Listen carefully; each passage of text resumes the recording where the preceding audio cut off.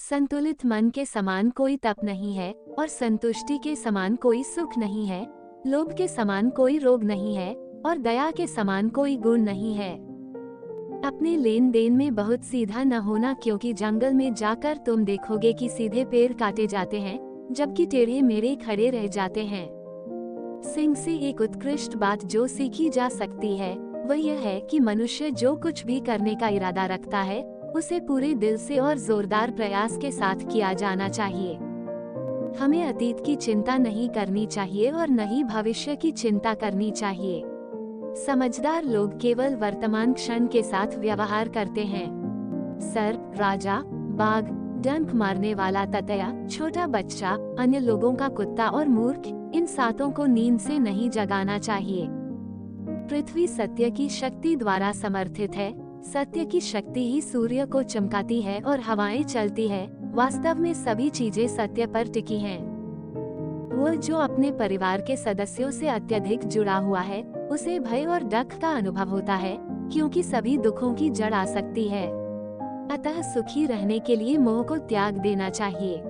वह जो हमारे मन में रहता है वह निकट है, भले ही वह वास्तव में दूर हो, लेकिन वह जो हमारे दिल में नहीं है वह दूर है, भले ही वह वास्तव में पास हो। सांप के मुंह में जहर, मक्खी का डंक और बिच्छू का डंक होता है और दुष्टों के मन में विष होता है। एक नौकर को अपने कर्तव्य के निर्वहन में, एक रिश्तेदार को कठिनाई में, एक दोस्त को विपत्ति में और एक पत्नी को दुर्भाग्य में परखें। एक अशिक्षित व्यक्ति का जीवन कुत्ते की पूंछ के समान बेकार है, जो न तो अपने पिछले सिरे को ढकता है और न ही कीड़ों के काटने से बचाता है। लकड़ी, पत्थर या मिट्टी की मूर्तियों में भगवान वास नहीं करते। हमारी भावनाओं में, हमारे विचारों में उनका वास है। आध्यात्मिक शांति के अमृत से तृप्त लोगों को जो सुख और शांति प्राप्त होती है वह लालची व्यक्तियों को इधर उधर भटकने से नहीं मिलती है।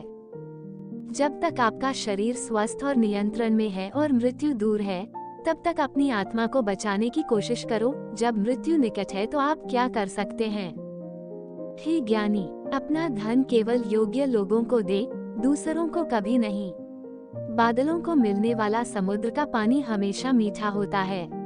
जो कुछ आपने करने के बारे में सोचा है उसे प्रकट न करें, लेकिन बुद्धिमान परिषद द्वारा इसे निष्पादन में ले जाने के लिए इसे गुप्त रखें। जिस प्रकार एक मुरझाया हुआ वृक्ष जलकर पूरे जंगल को जला देता है, उसी प्रकार एक दुष्ट पुत्र पूरे परिवार को नष्ट कर देता है।